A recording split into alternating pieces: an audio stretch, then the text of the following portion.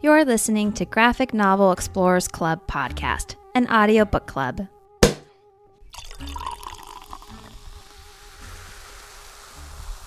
Last time on Graphic Novel Explorers Club. Jesse, let's do it. Tulip, I love you. And I'm so happy to be reunited with you. Cassidy, who are you? Tulip, Jesse, I'm sorry I fucked you over. Would you still be my friend? All right, that was a recap of All Hails A-Comin'.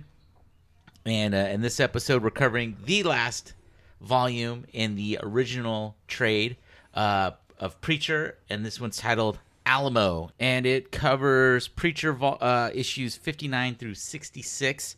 And everyone will be happy to know there's no one-offs in this one. So it starts off with some coverage of some quotes about the battle at the Alamo. Is that what it's called? The Battle of the Alamo? Most people just say the Alamo. Yeah, but the battle. He's fancy. Yeah. Starts off with the two... Oh, someone's pouring.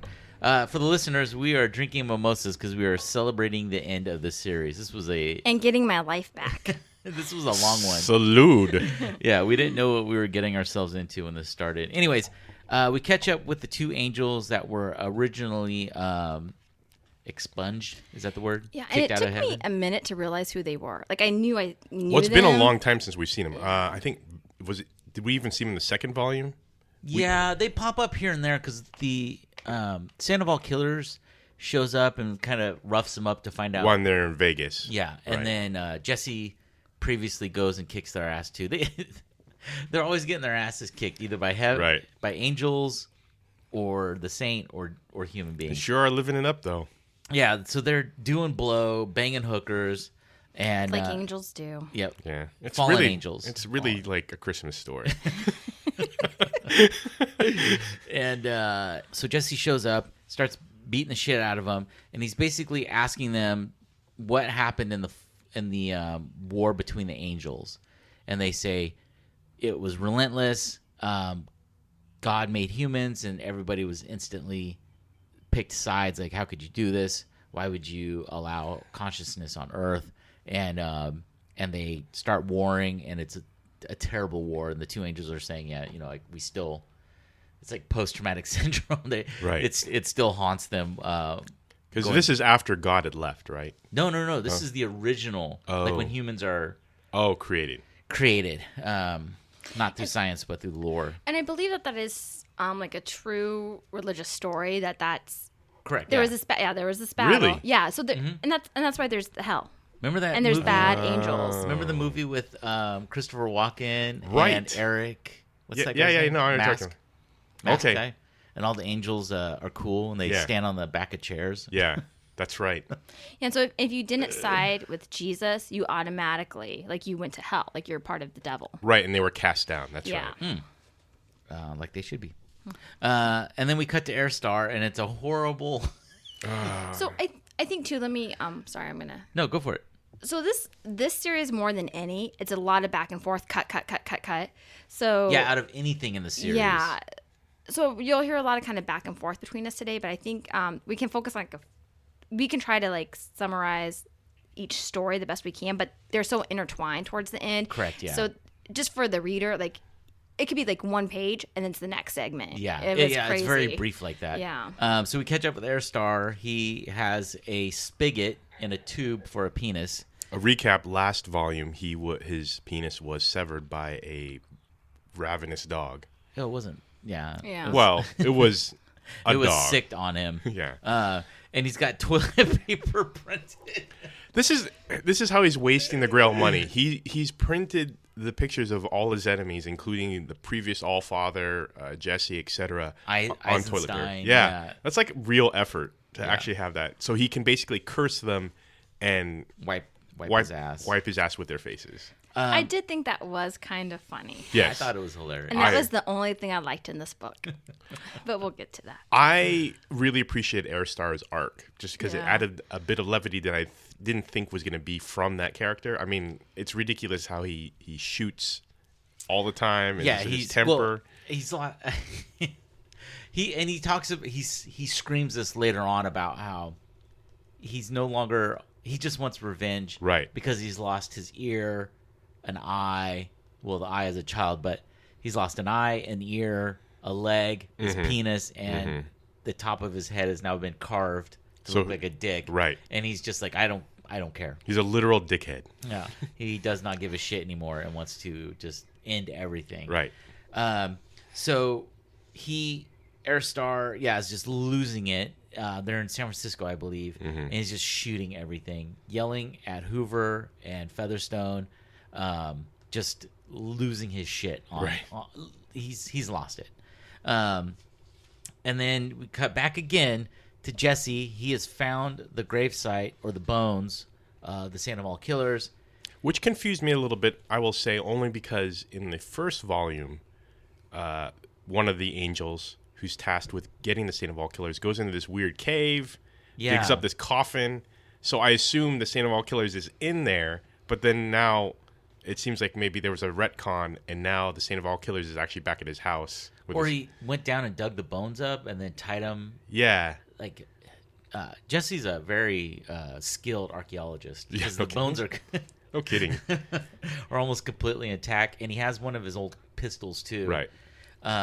So he straps it to the wall or something, right? Yeah, and he's calling the Santa killers. Then we cut again to Cassidy, and he's in a church, basically beckoning God to come visit him. Yeah, that part I thought was interesting because at first you see Cassidy in church and you're like, why is Cassidy in church? And if you believe vampire lore, they're supposed to burn in hell. Right, like, most of them are. Walk into the church. Cassidy in this reality has said there's no boundaries for garlic for problems. Yeah. And is this when he says, like, let's make a deal? Yeah, basically. Yeah, he says to God, like, hey, I want to talk to you. Let's right. make a deal. And I was like, whoa, what? Which is weird because Jesse, I mean, it's the duality of Jesse trying to make a deal with the Sandoval killers and then Cassidy trying to make a deal with God. Right. And I thought that was interesting, too. Cassidy is praying to God knowing God is not in heaven. Like, God is quit. Mm-hmm. So if God's quitting, how do you make a deal with God? But that will play out later. And there's no answer to that, by the way. It's I bought a car off a dealership one time, and the car salesman that I was dealing with was at Target. So it's very similar. He wasn't there, but you got it. We met there. Yeah. Because we just happened to, I had talked to him another day. That sounds really legit. And then we ran into each other at the Target.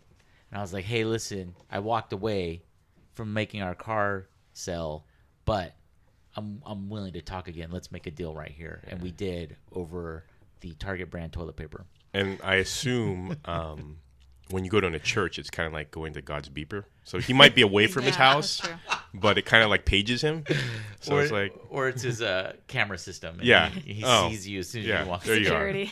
You are. He's much like Santa. He sees, he really is. Sees what you're doing. Yeah. I don't know the Santa rhyme. God is Santa. Santa is God. Or is Satan Santa? So the preacher shows up, and basically Jesse is. You mean the Sandoval killers? I'm sorry. The Sandoval killer shows up, and Jesse wants to make a deal with them. Like, hey, I've got a plan to end this, but it involves you, and what I need you to do is get up to heaven while I'm distracting God, because you can stop him. You can stop God. You can kill God. Because once God ascends to heaven and sits on the throne, that's what the Santa Killers tells him I'm not fast enough to stop him, because as soon as he sits on the throne of eternity, that's it. I can't touch him. Mm-hmm. And Jesse tells him, like, well, I'm gonna distract him so you can get up there before he does. Right. And while doing this, the saint tries to tell him or warn him, like, this is who you're dealing with, and gives him his gun that he uses to kill people as the Sandoval killers. And when he does, he turns around and he sees just everyone that he killed in what was the name of that town? Ratwater? Buttwater? Maybe with something Shellwater. I don't know. So he shows him the gun, and Jesse sees all the people he kills. So I was a little confused by that, because I had forgotten the one shot and some of the backstory that was given before, but Did the Saint of all killers, because it showed a lot of innocent people, including children. Yeah, I don't remember that in the one shot. So, well, the town was there, so I don't know if he came back and basically killed everyone in the town. Whether they were participating in the act or not, he just basically, I guess. It could be after he killed everyone in the bar that he did walk through the town and just murder everyone. Right. And it also could have just been people he killed before that, too.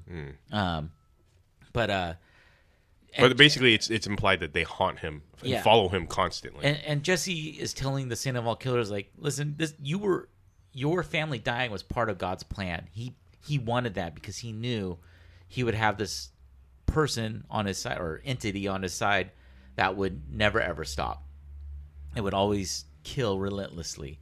So your family's death was part of this plan, and that finally convinces the Saint of all killers, like, okay, I'll participate. Is this the part, I forget now, is this the part where Jesse basically lays out God's ultimate motive for everything? No, I know that comes later. Yeah, okay. That comes later. And it's wrong.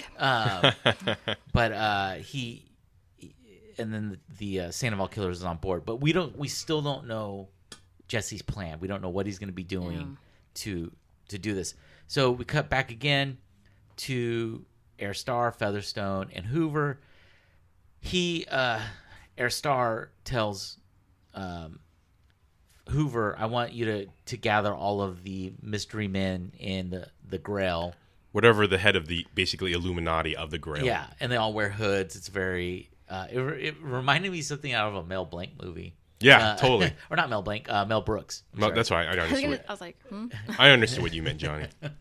Nerds know. Yeah. And I'm surprised you didn't correct me though, Dennis, as the. I didn't want to be that. I didn't want to be that way. You didn't want to mansplain. Yeah. I didn't want to just totally, cut you off right there. Okay. Like you do to everyone else. Yes. So the Illuminati all gather, and then Herr Starr basically kills them all with chlorine. I should say basically he kills them with chlorine gas. Right. He lays out that, you know what, fuck the Armageddon. Yep. This is all about revenge. And they're like, you're revealing your plan to us? Yeah, like they thought they were going to be all smart and like try to get him. And they're like, no, I killed Eisenstein. Fuck you guys. He pulls down his pants. Right. And it looks like a vagina with this weird medical tubing hooking. Right, because he no longer has a penis. Yeah, and he's like, this is what I've sacrificed. And now I'm going to get my revenge. That's when he goes into my leg, my eye, my ear. Yeah. And then they laugh and basically say, well, we're going to get you killed. We're going to have the rest of whatever the Samson units kill you. And then they try to exit. One of them tries to exit, and it turns out the room's locked. He reveals that, I've trained every Samson unit. They listen to me. Yeah. And plus I'm the Allfather. Right. So screw you guys. And they basically choke on, chlorine. Yeah. So at this point, I felt like this is really out of character. Herr Starr is so disciplined and so trained, and I get like what's happened to him, but this is where the things start going south for me. I'm like, he really, like, all that he did because he believes so much in the Savior and in finding a new Savior because the inbred Jesus wasn't going to do. And I was like, you know what? This is where I was like, this is taking a turn that and you said that you kind of gave us a warning, Johnny. There's a lot of plot twist. And I was just like, it felt very out of character for me. Because someone's not for me. Oh, you did? Yeah. Yeah, I was like, the guy's losing his shit. He does not care anymore. He just wants... And I've never lost a penis, so maybe that does that to a person. It would. Or a leg. Well, you've lost one leg. I would say this trajectory is right on point to where he's been going. Yeah. He started off in this idealistic area, but he's slowly been veering towards this. He was always like severely wanting to control the world. Right. Yeah. Like he never I could see that. And then I just think him snapping, it's still severe. His plan is still severe, but now it's just I'm laying waste to everything. I don't give a shit what happens. Some people want to watch the world burn.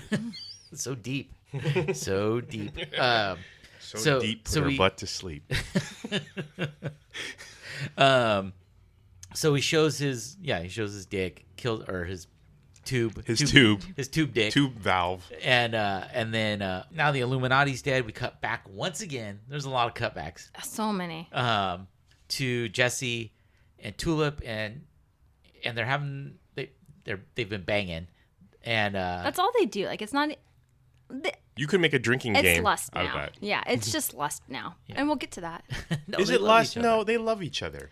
No. We'll get to that. No, it's love. She's filtering this through 30 some odd years of Catholic religion. That's true. Because we'll see in the end, it's not love, but we'll get to that. Okay.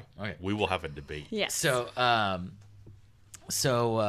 they're banging, and Jesse and Tulip, they're having a deep conversation about what's going to happen, and she keeps asking Jesse for his plan. What's your plan? What are you going to do? What's happening? What's my part in it? And he goes, I'll reveal that. Now, we should also notify the listeners that they're in Alamo now. Where's that? San Antonio? Yes. So they're in San Antonio, getting closer and closer to the date where Jesse in the previous issue had told Cassidy to meet him in 2 months. His hand is healed miraculously after a break like that. Yeah. Maybe use the word on himself in a mirror.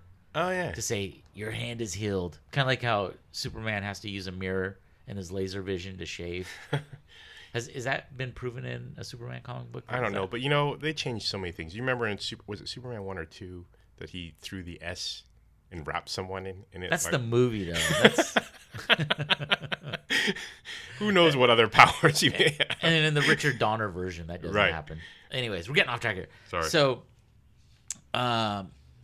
Hoover is driving around San Antonio. Oh, we should also say, Herr Starr has been alerted that Jesse Custer is in San Antonio near the Alamo. So he's like, tells Hoover, gather up all the Samson units. We're going to go there. And Hoover tells him, well, we don't have really that many troops anymore.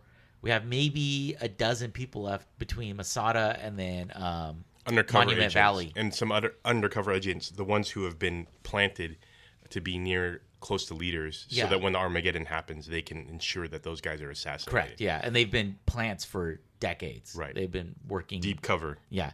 So really, they don't have that many troops, and Herr Starr's like, I don't give a shit. Pull them and get them here. Which we later find out most of them don't leave because they have really comfy and powerful lives now. Right, exactly. So while Hoover is driving around getting troops together and supplies and whatnot, he happens to see Jesse and Tulip walking around. Yeah. What? Go ahead. No, go for it. You were going to say something. No, like I thought this moment was kind of sweet. So Hoover runs into them and interject when I'm missing something, and Hoover. Oh, you know I will. Yeah, Hoover. Yeah, Hoover is so angry. He's like, He's like, and at first he's actually Jesse, livid. Yeah, and Jesse doesn't even recognize him at first. Right. And Hoover's like, you did this to me. And Jesse's like, what? He's like, oh. And Hoover reminds him, like, I was on the beach for months. I had a counting grain of sand. I can't move past this. This is horrible. And he's so weak and frail. Yeah, when you see a flashback, and I didn't realize this. It was like he was kind of chunky. Oh yeah, you don't remember he's that? Like, yeah. Now he's super thin. He's missing a tooth. Yeah. And he's just like, he's like, anytime I try to move forward in my life, I have these horrible memories, these flashbacks, and I can't believe this. And he's like, I knew it was ridiculous, but I couldn't stop. And just as a reminder, Jesse made Hoover count every grain of sand. 3 million. Yeah. He had to count to 3 million. Yeah. So. And Hoover's threatening him with a gun. He's got a gun in his face. Tulip pulls out her gun. Yeah. And Jesse does say, he's like, you know what? He's like, that was kind of shitty of me. Like, Well, he says, I was mad at myself for leaving. Right, Tulip. I was getting to that. Oh, well, I didn't know you were. Sorry. You go for it. And I apologize for that. I didn't mean it. I was really mad at myself, and I took it out on you. Were you mad that you spoke over her? No, I'm not. No. So, and the guy kind of like pauses for a minute, and Jesse tells him, he's like, you know what? If it's that bad, then he uses the word of Genesis or word of God. He says, just forget about it. And you see the next panel. He's like skipping and yeah, like this relief over him. He doesn't remember this anymore. But I thought it was for Jesse to admit wrong or to say like, hey, I took it out on the wrong person. I thought that was important. Well, and he also he's apologetic and to Hoover about the whole situation shows like some growth. And Tulip asks Jesse like, why'd you let him go? He had a gun in your face. This is Yeah. the second time. You did that to Arseface, and he explains that both Arseface and Hoover aren't bad guys. They're innocent. They just maybe made bad decisions. Yeah, they're innocent people who made bad decisions, and I can't take that on. I won't take that out on them. So, and that is big because, truth be told, Jesse doesn't use the word of God a lot, and we've talked about before where he's very choosy about it, right? Yeah. But he kind of admits in this case that he kind of was a dick using the power to make him do that. Right, exactly. And half the time, honestly, with a little bit of perspective, I think he uses the word of God to do stuff like that. But other times he doesn't use it, not because he doesn't want to abuse the power, but because he wants to get his fists dirty. He wants to be able to basically get into the shit and punch people. Well, you know what it reminds me of is an old SNL skit where that Mel Gibson was on in the late 80s. This must have been around Lethal Weapon 1 or Lethal Weapon 2. And he plays a sheriff called Johnny Acid, and he's got mugs instead of guns. Why does that remind you of this? Well, I'm getting to it. Oh, okay. I'm getting to it. Stop over talking. That's so rude for someone just to talk over you. I know. Who would do that? Yeah. Don't woman-splain to me. And so he's got these jugs of acid, like seltzer bottles. I'm going to YouTube this later. Just please do. It's hilarious. And so instead of using guns, he uses his acid to stop bad guys. And he doesn't want to do it anymore because he knows taking a life is horrible. But taking a life through spraying acid on them is even worse. Because it's just it's just this horrible death when they die. I do not remember this dude. Oh man. I am totally Johnny Acid? Johnny Acid. Okay. It was his name. This was during the Dana Carvey and Phil Hartman. Holy crap, John I do not Lovett's remember era. that. Okay, so let's go back to the story. Oh, sorry. To the story of Johnny Acid? No. Oh. So then we cut to Arseface. He's driving a truck. Quick recap, he's poor now. Well, he drives into Salvation, the town that Lori and Jesse's mom, Christina, live in. And as he's driving through town, people are just vomiting as they see him. Which is surprising because he's famous. He's famous, and no one has had that reaction when he was famous. So right. it speaks to about fame and like how that can make the most ugly person. Oh, I didn't even see how deep we go here. Yeah, I didn't even think about that. No, it is a good point though. Yeah. So that when you're famous, it's like it doesn't matter how you look. Well, like Vanilla Ice. Everybody loved Vanilla Ice when he was famous. Right. Now he's not. People are like, huh? I mean, you can be ugly like a Kardashian and still be. But it does show that like, hey, like Michael Jackson, when someone's that famous, or like Johnny Depp, do their eccentric behaviors? Are they allowed because of how rich they are? Yes. Like you wouldn't be allowed to behave in that manner.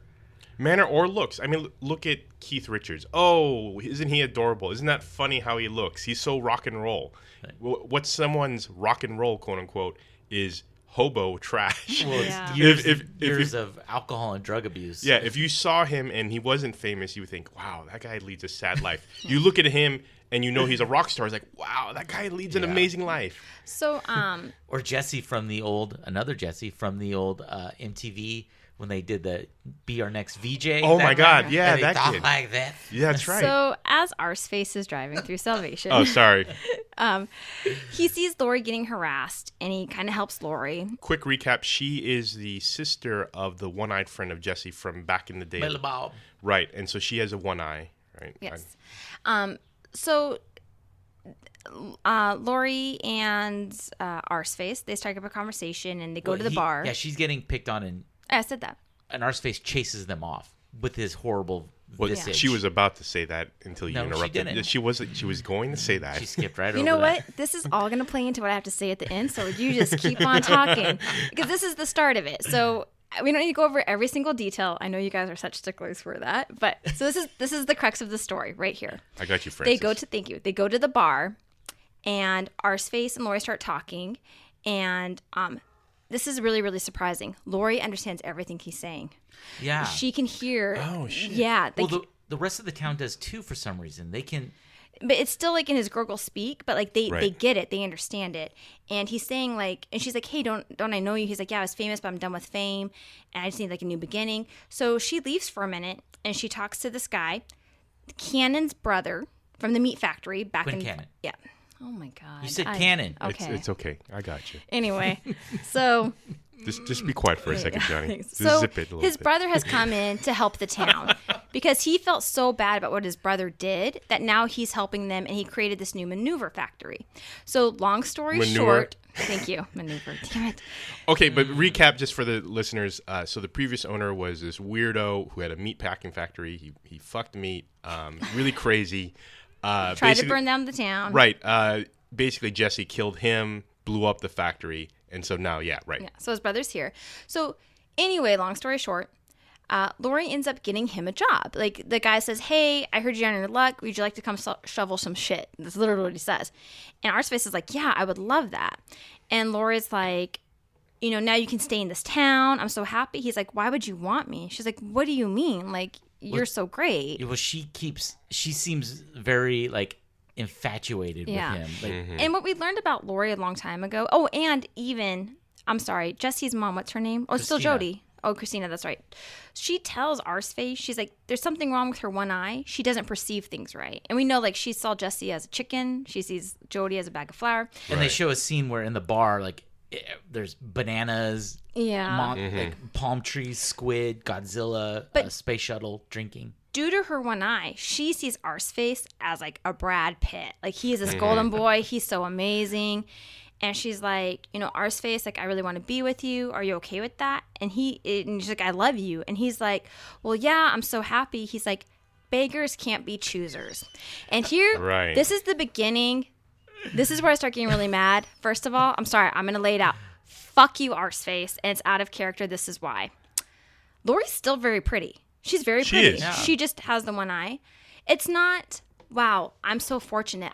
All I've wanted my entire life is love. My father didn't love me. My mother didn't love me. And here is this woman, just pure love. No, it's like, I can't do any better, so I'm going to settle for you.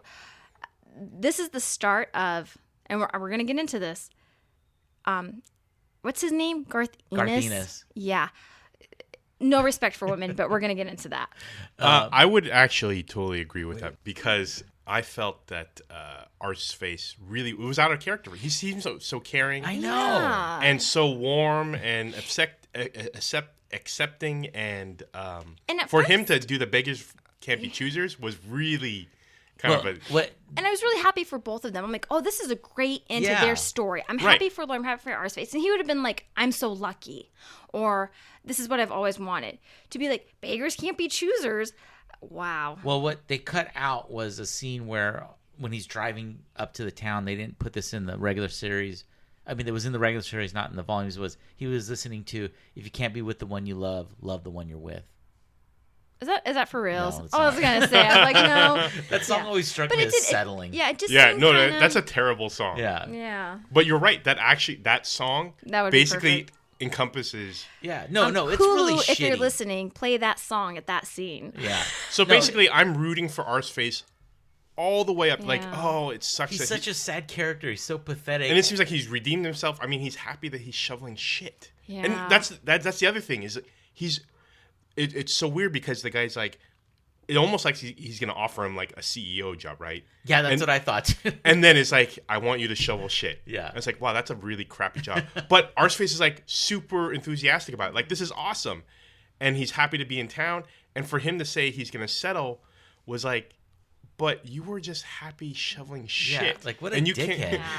Like, you're going to get laid laid all the time. With a pretty good-looking girl. Yeah, if she just styled her hair and just covered the one eye, no one would know. know. Yeah. Okay, so sorry. So that's my rant on that. Yeah, no. It's just like that's a legit argument. Like I did laugh a little bit when he said it out of like, come on, man, are you fucking serious? Like, I laughed in that manner of like disbelief, like, oh my god. Like Dennis, is that how you proposed to Christy?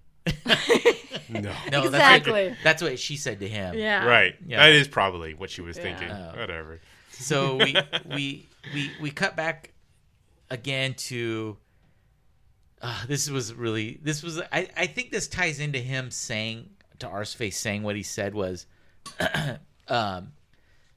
Featherstone confesses her love to Herr Starr, and Herr Starr's like, I don't give a shit, basically, and just breaks her heart. And then Hoover confesses his love to Featherstone, and she's looking at photos of Herr Starr and doesn't listen to anything that he says. So this guy who just has this the weight of the world lifted off his chest, and like his post-traumatic syndrome is just gone. Right. All of a sudden, he's just crushed again. He had maybe a day of, not even a day, 30, 40 minutes of happiness, and then he's back to feeling completely heartbroken. Well, even Featherstone has reality, right? I mean, Herr Starr says, are you willing to kneel behind me and shove a swordfish up my ass? And no? Okay, well, we can't be in a relationship. So here's my other problem with Ennis. What's his name? Garth Ennis. Okay, I really mean no disrespect. So with Ennis. And it's going to play out. It's the stereotypical woman. She only loves the bad guy. She only wants the guy who doesn't want her.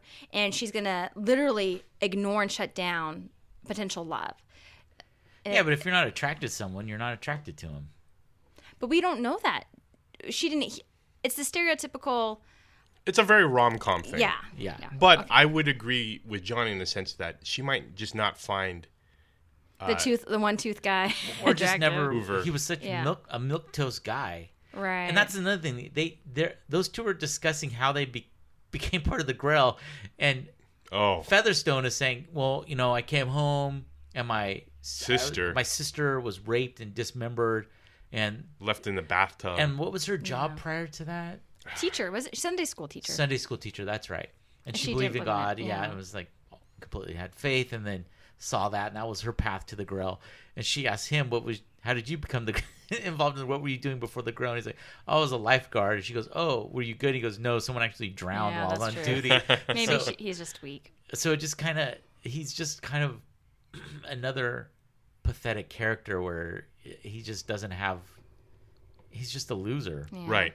Like Arseface, and that's why going back. He means well. He's right, exactly like Arseface. He means well. He has a good heart, but really he's not. He's pathetic. So then we cut back to Jesse and Tulip. They spent a lot of time in bed during these last two issues, and that's why it's not love. But we'll get to that.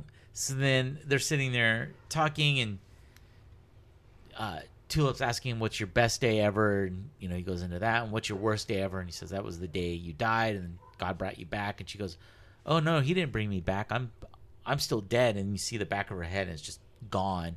And then you realize he's having a dream. Dun, dun, dun. That did shock me at first, though, because I was like, maybe God kills her now. Or reverses whatever he did. And I was like, ooh, like, I've seen a lot, but that was disturbing. Yeah. Mm-hmm. And so he wakes up freaked out.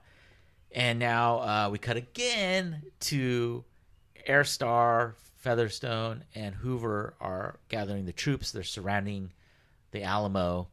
And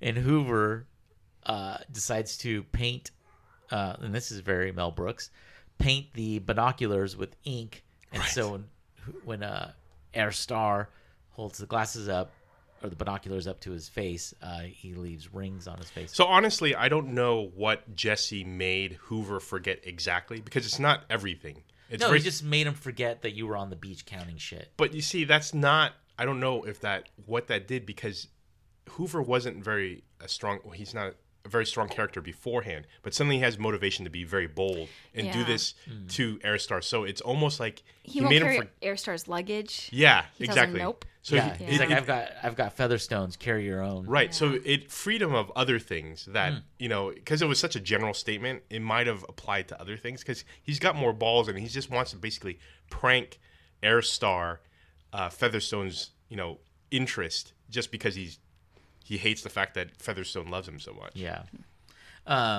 So then, and I was gonna say, like, this is, I didn't catch this now until we started talking about it. It's like they're surrounding the Alamo, and then this is the showdown between Cassidy and Jesse. And if you know what happened at the Alamo, it's very foreshadowing of what's going to come. Right. So Jesse and Tulip are getting dressed. Jesse is finally like, okay, my plan's going to go into action here. And do you want a glass of water, a bottle of water? So she goes, sure. She starts drinking. And then turns out he Mickey'd her drink, and she passes out, and he leaves a letter for her. Because she's ready to fight. She's got guns. Yeah. She's getting everything ready. She has like a bulletproof vest. She's getting ready to fight. So right now, okay, this is where I start to get really upset. Jesse is no better than Cassidy. He's drugging Tulip. That is not okay. And this is like the 5th time now he friggin' lied to her. He's leaving her behind. He doesn't trust her. And it's all about his ego and, she's a weak little woman, even though she has saved herself throughout this series time and time again. Yeah. And I was like, Jesse, you are a piece of shit. You're not a friggin' cowboy. You're not a good guy. You're a drugging woman. You and Cassidy are one and the same. And Bill Cosby. Well, and that gets into interesting theories. We don't have to delve deep into it, but it's the whole he's living out basically the stereotypical cowboy gentleman, right? But as much as that's I don't know how you call it, heroic, it's also a bit sexist, right? The man is gonna die, the hero. The weak woman essentially is gonna be saved, which it's nice that he wants to save his lady, but he's also not giving her credit that she can hold her own, which she's very good with a gun, as we've seen in her backstory in the one-shots, where she's been trained since a kid to handle a gun very well and can totally probably hold her own better than he can. And has gotten other friends like Amy out of situations. Oh, yeah. And, Yeah, she's very capable and a strong-willed person to, Jesse's equal in every way, even though he won't recognize that. Minus the word of God, she's probably better than him. Yes, thank you. So it cuts back to Herr Starr, and like people are laughing at him. He's got the ink on the face. He spits in Featherstone's face. The people are the Samson unit, his troops. Right. Yeah. So this is interesting too. It cuts back to Jesse and Tulip. He's leaving Tulip, and John Wayne pays him a visit. He's like, I've taught you everything I can. This is where I leave you now. There's no more John Wayne after this. So Jesse and Cassidy, they meet up at the bar. Hold on. Cassidy's at a bar drinking. I thought this was a really cool. I had to flip back a page because Cassidy's at a bar drinking, and he's just telling stories about a movie he's watched. And I've never seen this movie. Is it a real movie? I'm assuming it is. Okay.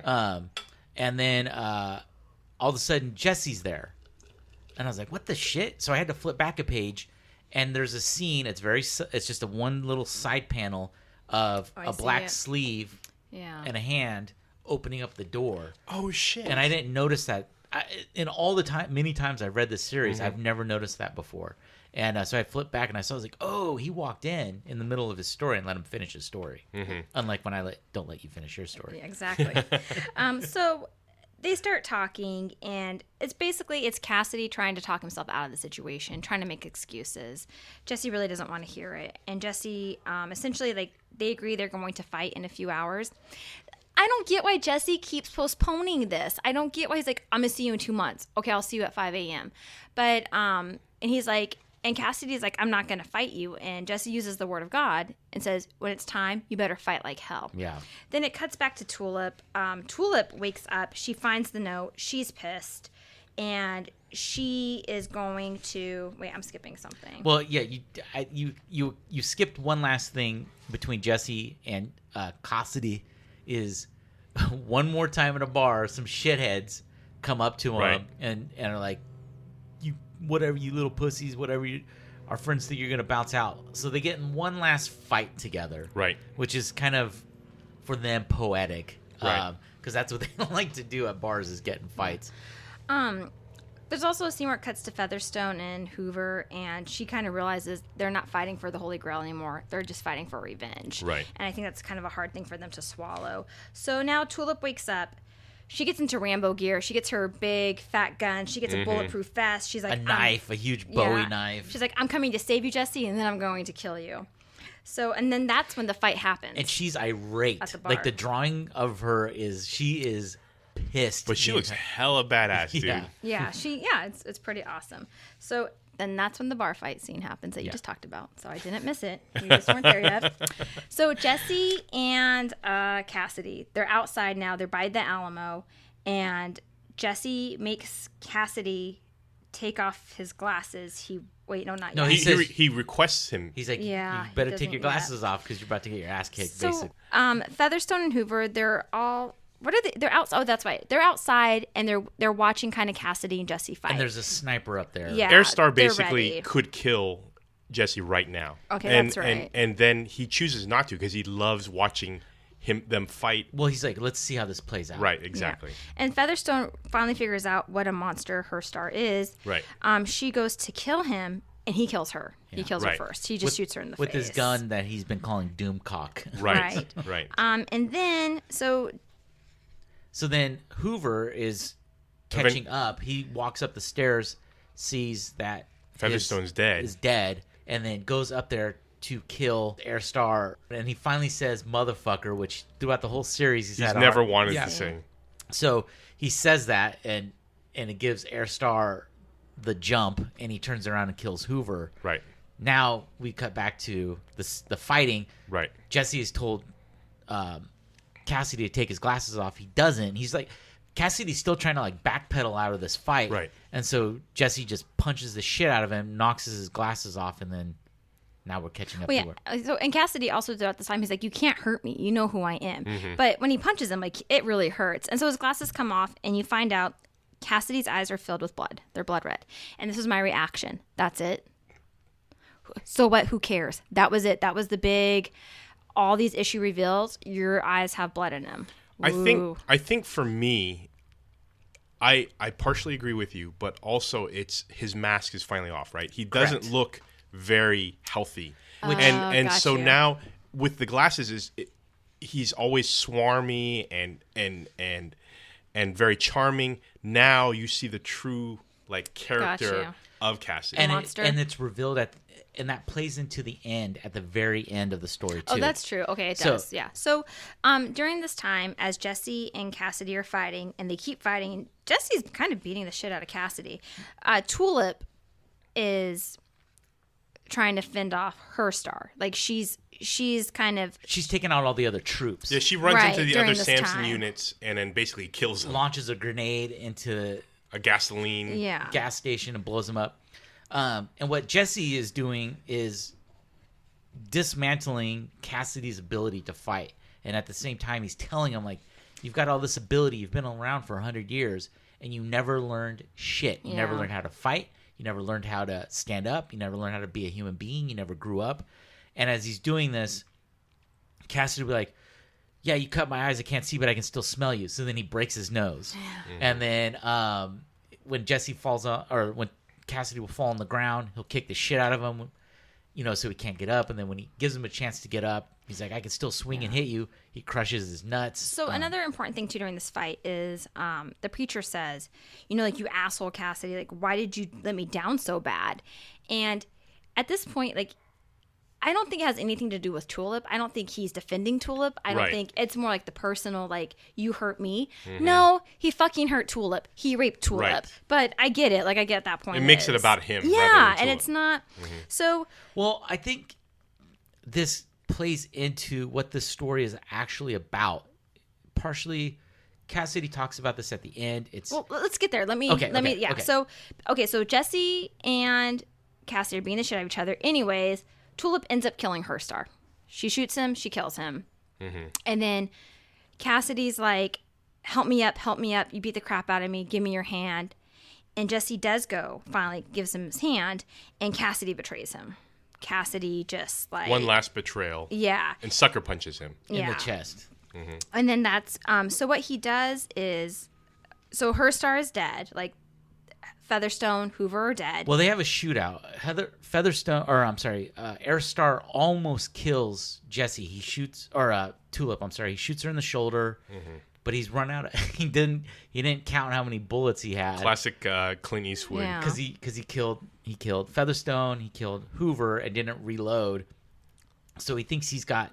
Which actually is a Dirty Harry moment. Yeah. Because the guy says, did you count how many... Dirty Yeah. Harry actually says, did you count how many shots I fired? Yeah, and he's got Tulip dead to rights. And when he pulls the trigger, it's gun. And she gets this like gleeful, evil look on her face, Right. like I got you. And she has extra guns, Right. And shoots him through the face. through Yeah, the his head explodes. It's great. And he like stutters a little bit, and he says, "Oh fuck," and then dies. Yeah. So as he betrays Jesse again, Cassidy's like, I'm in a lot that you took my hand. And he's like, and I... Wait, where's the exact line? Jesse keeps trying to get up to fight, and he's like, "Stay down. I heard your breastbone break." Oh, that's right. And if you try and move, there's a good chance it's gonna pierce your heart. Right. Yeah. And he says, "I don't deserve your friendship, and I never deserve salvation." And basically, the sun starts coming up, and Jesse. You can tell he still cares about Cassidy here. He's like, "What are you doing? Stop it! You don't do this. You freaking asshole! Don't break." Right. So I could tell like he still has a kinship with Cassidy at this point. Cassidy's betrayed him so much, but he knows if Cassidy stays in the sun, he's going to die. And sure enough, Cassidy bursts into flames, and he reaches his arms out, and he's Jesus like, arms. Yeah, he's like, "Come and get me!" Like, and he Bono. and Bono he dies. Right. And then at this point, this is when the explosion happens, when they're trying to shoot Jesse. And I think Cassidy realizes finally the truth about himself is, if I don't end my life, I will continue down Be a this destructive path. force. I'm not strong enough to make monster. a change. And during the whole fight, Jesse's like talking about his discussion with Sally and all the people that Cassidy's hurt, and we even get into the backstory of how Cassidy had punched, I forgot her name, in New Orleans. Joanne D. And which, so hard it made her eyeball explode, which explains why she had a one eye. And that is actually the bartender. Right. But again, it's like, okay, Jesse's whole thing is like, oh, you're so bad, you hit a woman. You drug a woman. Shut up. You're the same guy. Well, and we also find out Cassidy has children. You know, right. Oh, right. And he has 2 kids. Was never around in their lives. And then I'm curious of like, God damn, I wonder who his kids are. Well, I think they're plants for sequels, I think. Oh, maybe. But go ahead. So before we get too deep, because we are going to come back to them, at this point, when there's when they try to shoot at Jesse and they miss, and when Cassidy explodes, you see Genesis. You see the baby Genesis. You see the face. No. That's what this is. No, I know. But Jesse gets shot through the head. Yeah, they don't miss. Cassidy dies. Cassidy burns himself up. And then the sniper on the roof takes the shot and shoots Jesse through his head. And that's what this picture. See, I didn't even get that. That's what releases. That's what releases. Gotcha. Genesis. And that's what he tells. Backtracking, I missed this part. He tells the Saint of all killers, the only way we can be separated is by death. The only way Genesis and I can be separated is... Basically, he lays out the plan. Like, God's going to always hide from me because I have Genesis. So if I die, he's going to head back to heaven. So, since you can't beat him to heaven, you wait in heaven already. I'll die. He'll go back to heaven thinking everything's cool, Genesis is gone. And you're already up there. Yeah. So you're right. So it does show Tulip run down, and you see Jesse. He's shot in the head, and he's just bleeding. What comes up now, it's the letter. You get to see now, it's 2 pages of what Jesse wrote to Tulip. Yeah, the letter after he left she was on drugged. The letter he left. Basically, it's a lot of blah, blah, blah. I love you so much. I can he's justifying his misbehavior, but here's an important part. There's a key. Here's a key to a locker. There's some money in it from our old drug days and our old car days. He's like, it's not a lot, but it should be enough for you. So now it cuts to Tulip is at the locker and Jesse is there. With both his eyes. Oh, good point. Fully. Damn it to hell. Yeah. You're right. So basically, and alive. Yes. Which confused me. I thought, okay, are we? No, I was confused. I thought it was a flashback. Oh, you thought it was, yeah. So Tulip's like, yeah, screw you. You lied to me. I can't be with you anymore. And she's getting the money, and he's trying to kind of justify it. And he says, like, I have no defense, Tulip. Like, I know what I did was wrong. I can't defend it. He's like, and I don't blame you for leaving me. He's like, where are you going to go? She's like, I'll probably go to New York. He's like, I'm not really sure what I'm going to do. And she asks him, like, was it worth it? Yeah, everything. Yeah. Was everything... Does all that macho bullshit really... What did it really get you, Jesse? And he never answers. Mm-hmm. And he even says, like, I don't deserve you anymore. So... See, I didn't take it that he was trying to, like, win her back or anything. He was basically taking his lumps. He knew he was wrong and that there was no redemption, and there was nothing he could say to other than I love you and I'm sorry that I did what I did. I see what you're saying, but I thought he was trying to get her back because you already wrote her the note. You've already given her the key. But the note and the key were given him expecting to die. He did not know he was going to be resurrected. He thought that was going to be the end of my life. Okay. Right, but that's why I thought he was trying to get back to her. Now I'm resurrected, so now I can get with you. I didn't take that. So then he finds a note from Cassidy. Cassidy had written him this note, and he tells him what it meant for him to take his hand. It means that he can be redeemed in some way. If a man like you of your level would reach out a hand to me in all of my disgustingness and my monsterness, that's verbatim what this note says. It's like, I know I'm worth redemption. So it cuts. Okay, now we're getting into like the meat and the potatoes here. This is like what you guys can interject because. So God finally gets back to his throne, right? God is not quitting anymore. He's getting back to his gates of heaven. He's I'm home, Lucy. Yeah, I'm the Alpha. I'm the Omega. I'm the Lord of Hosts. I'm your God. And it flashes back to the deal he made with Cassidy in the church.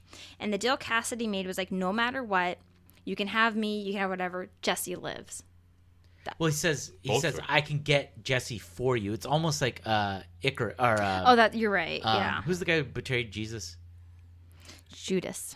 He's like almost doing a Judas where he's telling God, I'll get Jesse for you and release. I'll make it so that Genesis is no more part of Jesse. But if I do that, I get to live and he gets to live. Do you understand? This confused me a lot. Do either of you understand what Cassidy's plan to get Genesis out is? We know how it plays out. I didn't either. I had no idea. I've read that probably 3 times, and I'm not clear what his side of how things were going to play out, which didn't work out, how it was going to work out. So I'll wrap up the story of God, and then we'll get back to Jesse and Tulip. Okay. Yeah, so because, again, back and forth. So it shows that his deal that he made, and then God opens up the gates, and right there is the saint of all killers, and all the angels are dead. It's a sea of angels, and God's like, you. And he's in between the throne of eternity, right? And then and God. Yeah, and the saint of all killers is like, you've had this coming. God turns from serene yellow to the angry red again, like, it is given unto you, judge me not, you cannot stand against me. And then the saint of all killers pulls out the gun. It's a nice loving God again. He's like, no, please don't. And the saint of all killers, he shoots God, and he takes the throne. So then it gets back to the story. Wait. God tries to proposition him, like, I will give your family back. I will bring you happiness. I'll give you everything that was taken away from you. And he asks, what do you want? And then he shoots God and says to rest. And then he sits on the throne of eternity and tilts his head down, Western style, his hat down, Western style, like when you sleep against a tree. So I don't think he's taking heaven. I think he is ended heaven, and now he can sleep. So it cuts back to Tulip. Tulip's leaving. She's in her car, and she goes to get cigarettes out of her bag, and she finds a note from Cassidy. And Cassidy says, like, I know what I did was wrong. I can never justify it. He's like, but also I lied to you. He said, you asked when Jesse was leaving the helicopter. If he said anything, I told you no. But he did. He said, tell Tulip I'll always love her.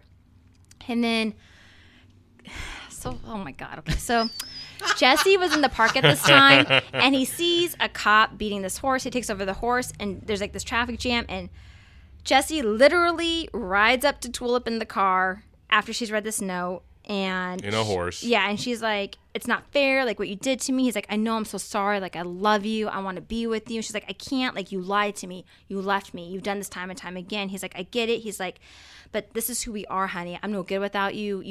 We're always gonna be part of each other. So of course, and this is okay, so there's 2 things that I have wrong with this, and we'll get to the very end. Here, take this, because I'm gonna You're gonna throw it. So Tulip goes back to Jesse, and this is the crux of this whole entire series. It is, if you are a woman, these are your options. You go with a guy who's going to treat you like shit and who's mean to you, or you get nothing. Because Amy, whatever happened to Amy? Yeah, I was pissed about that. Yeah, and I'm like, are you kidding me? And I was so proud of Tulip. No, I'm going to finish. Okay. I was so proud of Tulip because I was like, she should leave. Like, how much more can you take? And again, I already said, he has drugged her just as Cassidy has drugged her. That is not love. You guys having sex time and time again, no conversation, no plans for the future, that's lust. You guys are having lust. I get it. You're in this high volume situation. It's leading to your adrenaline. And he's like, oh, and this is they ride off into the sunset. He's like, I always wanted to be something else. And Tulip's like, oh, what did you want to be? He's like, can't you guess? You're not a friggin' cowboy. You treat women like crap. You're not the good guy. And this is like, and also, now going back to God, the whole thing was basically, if I'm understanding this correctly, was God created people because he needed to be loved. Right. He doesn't care about these people. He was all alone. So he created this whole village. And this is just God playing puppeteer so people will love him. I don't agree with that. That's not my religious beliefs. But guess what? So what? He is God. He created you. And the whole thing was, this whole series was leading up to Jesse finding God and making God answer. That didn't really happen. And it was like, I spent so much time as a reader and invested in this, and this is how it ended. Well, there was something with Cassidy, but we'll get into. Well, that's my rant. The thing you left out, though, is Jesse, I think what finally, and you're right. No, you're entirely right about. Oh, I know. Thank you. Tulips, I don't need a man to tell me I'm right. Tulip's arc, and like her coming back to Jesse is really, it doesn't ring true. Yeah. But the thing that I think buckles her and is like, fine, is Jesse starts crying again, and she goes, that is known as emotional abuse in 2017. No, it's true when they hijack the situation. I agree, but here's the thing: I'm going to be 100% in agreement with Francis. Is that in many ways, I think Jesse, although his approach is different, is no different than Cassidy. Yeah. He is basically manipulative and he thinks he's the good guy and thinks he's the charmer and thinks he's the cowboy. And his rules apply to him, but nobody else. Right, exactly. Yeah. That's a. And the thing is that it makes it all about him. It's like, I'm really trying to save you, etc. And he's not taking into account Tulip's agency and her own ability to be her own person. And really, it's kind of shitty. And in the end, he still doesn't accept and her. And time again, he allows Cassidy to get into situations with him. Right. But Tulip is not allowed to participate right. because she's a girl. So it goes back to almost what her dad would get pissed about. Right. When she wasn't allowed to participate right. in Exactly. baseball games and like she was outside where the boys club wouldn't allow her in and the girls didn't want anything with her to do anything with her because she liked boy stuff. Right. And it's I will say I'm not as angry about it as you are, Francis, because I think Garth Ennis wanted to write a flawed character, and Jesse is incredibly flawed.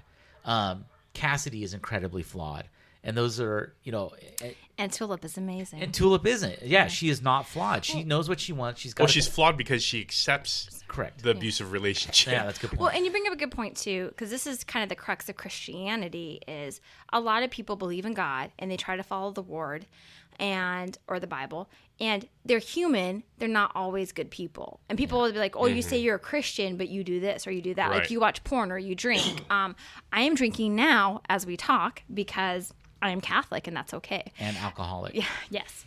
But so there is that. Yeah. At the end of the day, we all are human. And also, this is what it doesn't explain either. If God is dead, everyone else should be dead now. Hello. They shouldn't be having this conversation. God is the creator. There's no more heaven. There would be no more earth. Well, I'm going to counter argument a couple of your points about God and how the situation with God played out is. One, I don't think just because God ended that creation would end. That was his thing. That's the whole point. You don't die when your parents die. It's the same thing. Like this thing was created. God is the creator of all. Well, the confusing part is like, okay, so who made the chair? If you have to sit in this dang chair to be immortal, this dang chair, immortal to the bullets of the Santa killers. I mean, if you can create that, surely you can be immortal. There's flawed logic in terms of the universe. I do agree, though. Going to the God point, I don't know. I wasn't satisfied with it at all. There was no big confrontation with Jesse. Yeah. I mean, there wasn't going to be. I think Jesse realized that at a certain point. That God was always going to hide. I wasn't. Yeah. No, well, that's why he made the deal with the Santa killers, is that he knew there was no way he was ever going to catch up with God. God was going to always elude him. And God really came across as really pathetic, because when you looked at his rationale, basically it's, I just really want people to love me all the time. So he actually manufactured Genesis. The whole thing, yes. Jesse figured out was like, it wasn't that the angel suddenly lusted for this demon. He made that happen. He figured out that he actually controlled the angels in some ways. And I think the reason he did that, though, was allowed Genesis to be created because, and they talk about this, was he wanted something equal to him that would love him. Right. How awesome would that be or something greater than him? And as a person who doesn't have any religion, as an outsider looking in on a lot of like Western religions that center around God and Christianity, there is a lot of, if you don't love me, I punish you. If you don't accept me, I punish you. Whereas as a parent, I'm sure you know this, like you love your children unconditionally. Well, no, I was going to say that reminds me of some people. I know some people have kids because they want unconditional love. Yeah, like, right. And then maybe that's parent. What I think Garth Ennis's and Jesse's point in the story is that this omnipotent being, the only reason he created anything was because he wanted unconditional love. He wanted things to love him.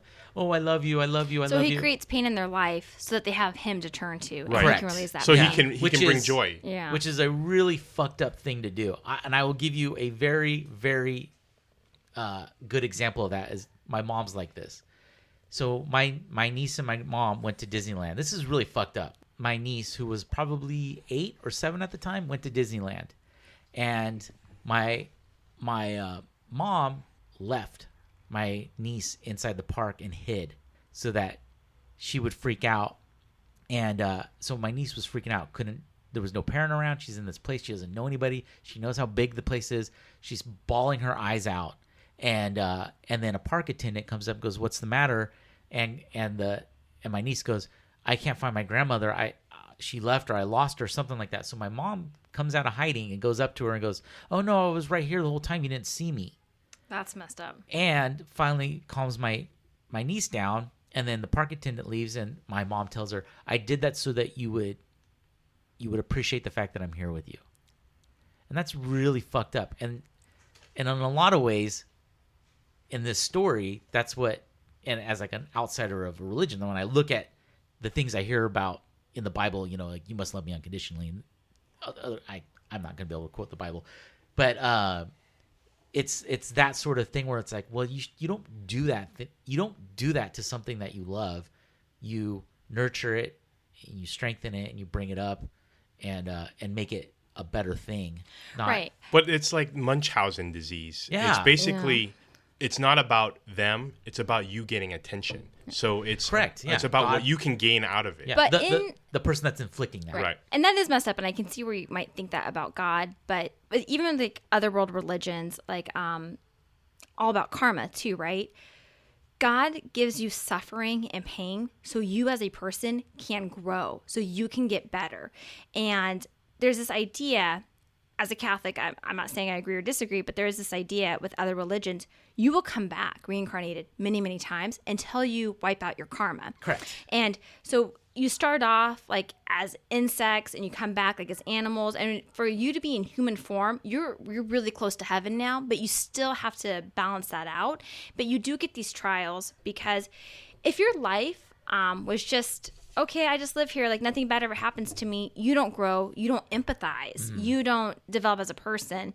Because I know that's a big issue for a lot of people. It's like, why does God allow suffering? Or why does God, it's not that, my belief anyway, it's not that God allows suffering. Suffering is here, but he is there to help you through it. And you do become a stronger person. And you become a better person. And maybe down the road, you don't see it now, but your suffering, you might be able to help someone later because you went through that. And there's even a thing that I like now, like they're like, when someone asks you for help, don't turn it away because you might be the answer to their prayer. Like if someone's like, I'm really like distressed, like, you never know. Like, even like for this podcast, for example, someone is like willing to jump in and maybe help out, like with advertising or something. You're putting in the work, you're putting in the time, it's getting recognized. That person, why would they help you, right? Like, because maybe in a time of their life, they didn't have help or they had to struggle, so they recognize that. So then they help. And I realize I just went on total tandem. I'm sorry. But I love my God. I love Lord Jesus. And I just felt that this book, and you're right. Like, so I, like, last episode, I was like, I love this book. I can't wait to see the end. I felt so let down, and I felt like it wasn't a good interpretation. And there's a lot of loose ends. We don't know what happens to Amy. We don't know what happens to Jesse's mom. There's a lot that we don't know. And also, there was so much. I'm like, what was the point? What was the point of Quincannon and the meat factory? What was the point of the sex parties and what we had to endure as a reader? Any odyssey, and this is what this story is an odyssey is, you have a path and there's obstacles along the way that the hero or the protagonist has to get around or over. Just like in the Odysseus, he is trying to get home, and during the 10 years he's wandering, he encounters a cyclops and he has to hide under sheep, but sirens. Like, he's much like Cassidy's letter to Jesse. Maybe the point of the story, and I agree with you, Francis, on a lot of it. To be honest, I was disappointed in some ways, but we should talk about Cassidy and the ending of the book. Wait, do you want to talk about that? Yeah. Let's touch on Because I think that speaks to maybe it was a feint. Maybe this whole thing about searching, red herring, right? Searching for God. I mean, it's for many people, really. Without getting details of the story, I'll let you deal with it, Francis. But for many people, sometimes they feel like they need to search for God, and in the end, they don't necessarily need God. I know that sounds sacrilegious to some, but it's they find internal strength through other means other than God. But anyway, what happens with Cassidy? No, you say it. No, you go ahead. Well, so basically, he comes back. He's alive as a human. He's not a vampire anymore. Per God's deal with him. Yeah, but I don't think Cassidy made the deal. Like, I get to come back. I think God gave that to him. He said that. He said that's part of the that he gets to come back. The thing that Dylan makes is like, right. you bring Jesse back and you bring me back. So he gets to watch the sunset without his sunglasses. You see his eyes normal. He's got like a softer face illustration of his face. You bring up a really good point, because at first, as a reader, I was like, Cassidy doesn't deserve redemption. Right. I don't care about Cassidy anymore. But you're right. Maybe this was the red herring. Maybe this was Cassidy getting redemption the whole time. Okay, now that's a good story. And so he watches the sunset, and he says, "Oh, you beautiful yellow bitch," and then goes to walk away, and he's got his sunglasses in his pocket, and he pulls them out, and he contemplates them, he looks at them, and then throws them away. And he says, "I think you were right, Jesse. I think I'll try to act like a man." And he like looks himself in the eyes for the first time. And that goes back to, like, I know you were disappointed in his eyes, but I think that's where all of the truth of Cassidy, I kept saying Jesse. The truth of Cassidy is in his eyes. You know, eyes are a window into your soul. And that's why he always kept his eyes hidden, because if you saw somebody like, they'd be like, what the fuck is wrong with that person? But if they were able to camouflage what was wrong with them, like he does, he is a very charismatic character. And it takes a while to see the truth of him. You guys are making me like this now. And through the fight with Jesse at the end, Cassidy's always talking about second chances. Now, we've known that Cassidy's had many chances, right, throughout his life. But has he? Because of his vampirism, he's never really bought him out. He always knew, I can't die. So you could OD and still come back. He even talks about that. He talks about how he basically woke up in a coffin grave. with and he had to basically spit out embalming fluid and everything. So he never has to kind of face that. So this point where God basically takes away the curse, this is his real second chance. Yeah. He's actually had a chance to basically cleanse himself of the curse. And some would say, well, or now, his crutch, because now he did, and Jesse's spoken that to before, why he couldn't fight, because he's had the strength of, I don't know, 25 guys, so he never had to learn to fight, because he just had to punch a crappy ass punch, but it was a crappy ass punch full of strength. So now he's a man. He has a real second chance, but now he has he doesn't have any of the crutches he used to have. He has nothing to fall back on. Exactly. Damn you, Garth Ennis. So in the end, it's about Cassidy. It's not about Jesse. And I agree, Jesse and his path is kind of shitty. Tulip, I feel bad for her because she's in basically an abusive relationship. Yeah. I mean, a lot of people talk about how great side note how great the Joker and Harley Quinn relationship is in DC Comics. Oh, but it's horrible. It's awful. He's an extremely manipulative, abusive relationship. And in some ways, Tulip is the same way. She's a strong woman who should have, ideally, I think she should have walked off and given... got into a relationship with Amy. Yeah, or Amy. Yeah. And I was really pissed that Amy got the shaft because she, of everyone, was beautiful. She was smart. But in the lesson of the comic is, if you're not some crazy person doing crazy stuff and want to lead a normal life, well, tough luck. Then you're just going to be end up alone. And for a split second, Well, we don't know that she ended up alone. She entirely. kept talking about being an old maid, and it looked like she wasn't any prospects. But for a split second, I thought maybe Jesse and Amy would get together. Oh yeah. Yeah, I thought like, oh, okay. And I think you hit the nail on the head too, both of you. A lot of this seemed out of character, and at this point, as a reader, I'm so invested in them. And the artwork was great. Like I liked all the artwork I got, but it was like, this is how you ended it, and this is basically the story. And I think just as a woman, I am tired of having it jammed down my throat. You just have to take male abuse. I don't. Or settle. Yeah, and like she is such a strong woman, and she deserved better. And Jesse cried, but I will say, like, I see your point now about Cassidy, and this was the story for Cassidy all along.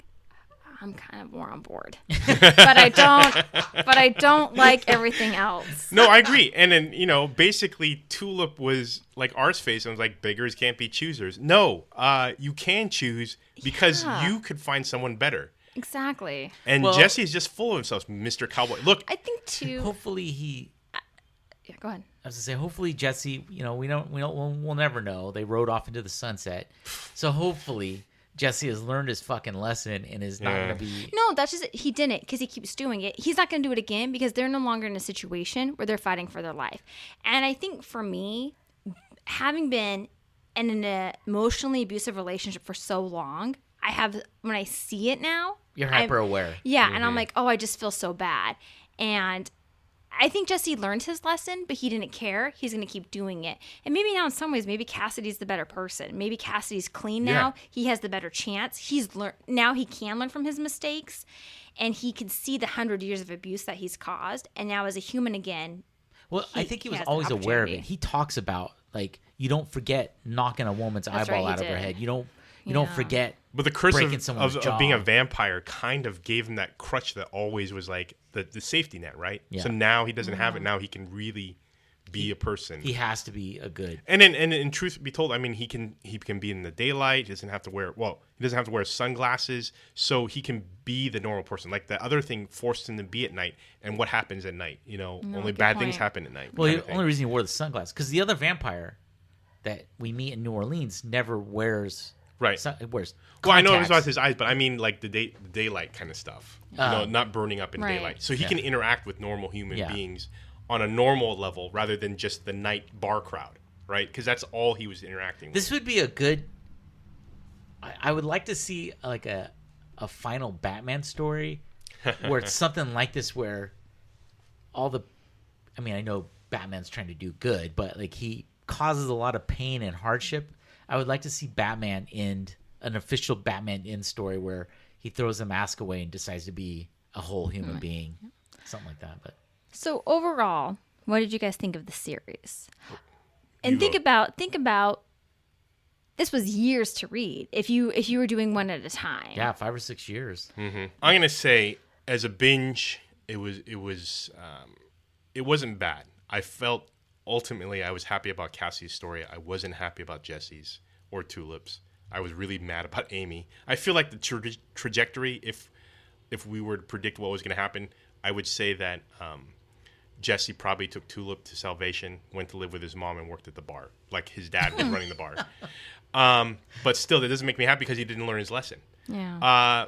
As if I was a reader for those 6 years, I would have been kind of livid and pissed. It reminds me of some of my favorite shows where everything was great, and the ending was terrible. Like Lost. Yeah, and I wasn't sure if he cut it short. I know for a fact that there were some inconsistencies in the beginning, like the Saint of All Killers gun is super fatal no matter what, but he was able to hit Cassidy and not kill him. Because that was he was still figuring out the character. So I don't know at the time if he had fully fleshed out the path of the story, like if he really knew his end game.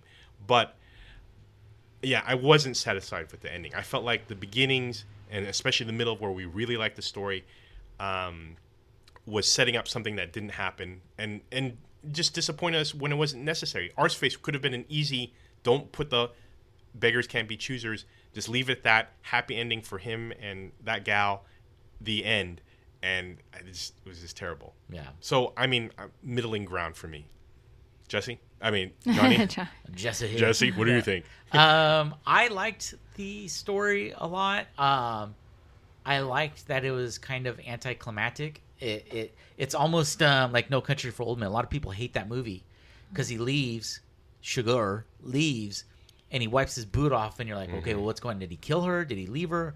And then, he kind of gets away. And I like an anticlimactic story, or say Chinatown, where it ends, nobody wins, the bad guy wins. I kind of like it when stories go counter to... Yeah, they don't end the way you want it to end, which is, it's almost like the writer fucking with you and getting some joy out of that. I think it's kind of funny. So I don't dislike it as much as you guys. I actually own the entire series, which I doubt, Francis, that you would buy it now. Nope. Well, so you bring up a good point. A lot of books that I love, I buy them, and I read them time and time again. Like those are my go-tos. Some of the comic books that we've read in the first season, I've reread those because I know I'm going to miss things the first time, because I love them and I like seeing these characters. I would never reread this, and I've said this throughout the very beginning. It was hard for me to keep with it because of some of the topics and the language I'm not comfortable with. It's disturbing, but I got so invested into these characters, and I did get invested to the climax. And for me, it was such a letdown.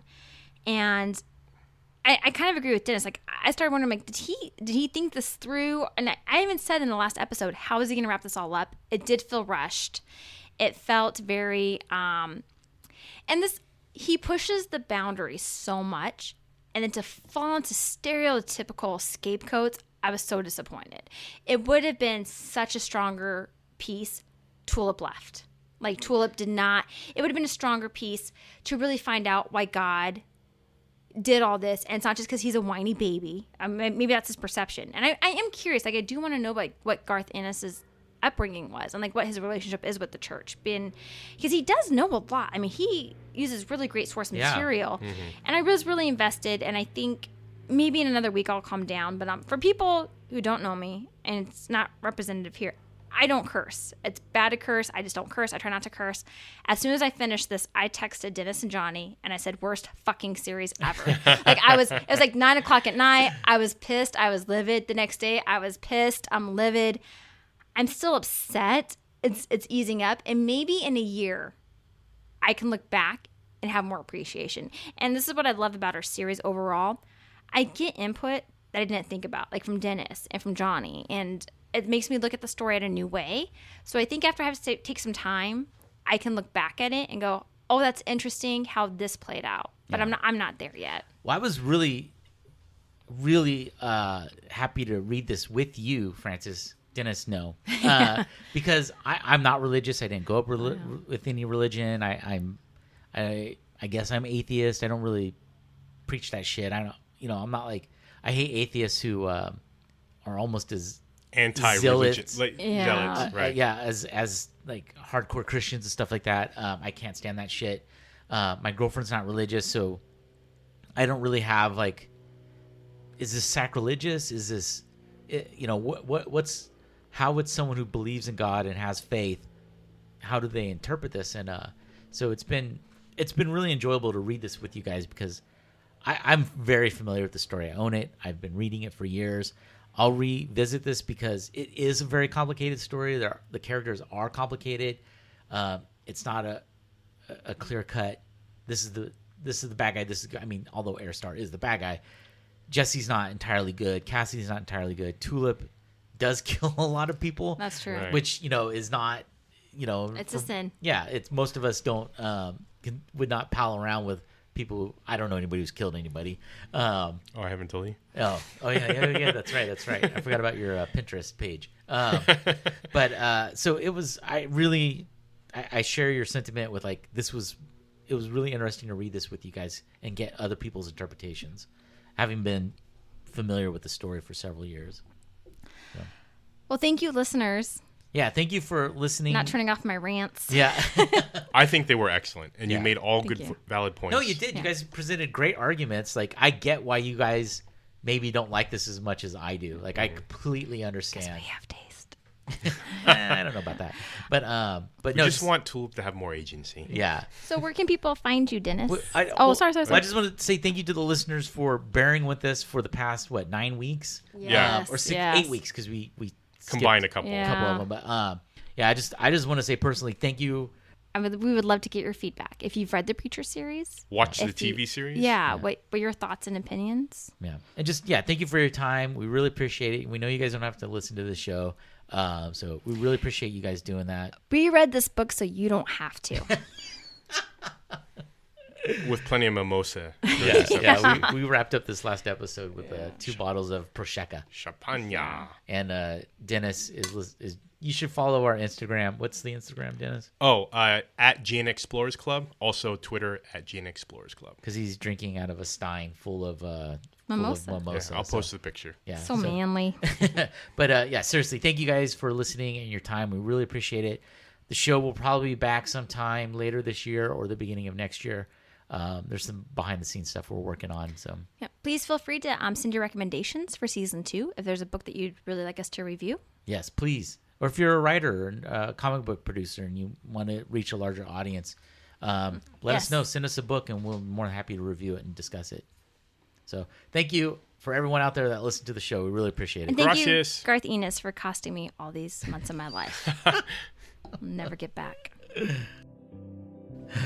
What are you going to say there? Let's do it, Jesse. That's all she does the whole episode. That's what I'm going to say. Yeah. Tulip. Well, you haven't done a recap in a while. This is lighting up all my canker sores right now. Old man. If my mouth was a call center, all the lights would be lit up right now. If orange juice was the caller and my mouth was the circuit board, it'd be for the phone calls. It'd be lit up right now.